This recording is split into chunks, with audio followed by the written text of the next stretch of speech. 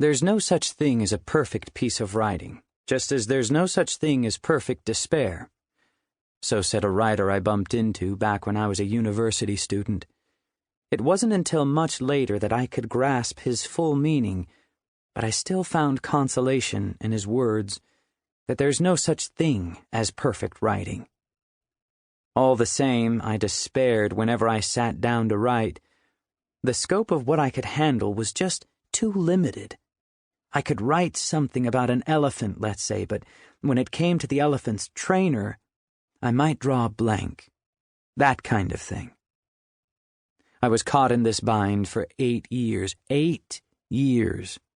A long time. If one operates on the principle that everything can be a learning experience, then of course aging needn't be so painful. That's what they tell us, anyway. From the age of 20 on, I did my best to live according to that philosophy. As a result, I was cheated and misunderstood, used and abused time and again. Yet it also brought me many strange experiences. All sorts of people told me their stories.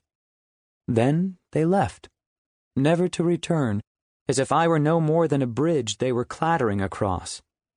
I, however, kept my lips zipped tight, and so the stories stayed with me until I entered this, the final year of my 20s.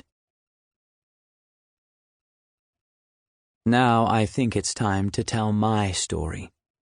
Which doesn't mean, of course, that I have resolved even one of my problems, or that I will be somehow different when I finish. I may not have changed at all. In the end, writing is not a full step toward self-healing, just a tiny, very tentative move in that direction. All the same, writing honestly is very difficult. The more I try to be honest, the farther my words sink into darkness. Don't take this as an excuse. I promise you, I've told my story as best I can right now. There's nothing to add. Yet I can't help thinking, if all goes well, a time may come, years or even decades from now, when I will discover that myself has been salvaged and redeemed. Then the elephant will return to the veldt, and I will tell the story of the world in words far more beautiful than these. I learned a lot of what I know about writing from Derek Hartfield. Almost everything, in fact. Unfortunately, as a writer, Hartfield was sterile in the full sense of the word. One has only to read some of his stuff to see that. His prose is mangled, his stories slapdash, his themes juvenile. Yet he was a fighter, as few are, a man who used words as weapons. In my opinion, when it comes to sheer combativeness, he should be ranked right up there with the giants of his day, Hemingway and Fitzgerald. Sadly, however, he could never fully grasp exactly what it was he was fighting against. In the final reckoning, I suppose, that's what being sterile is all about.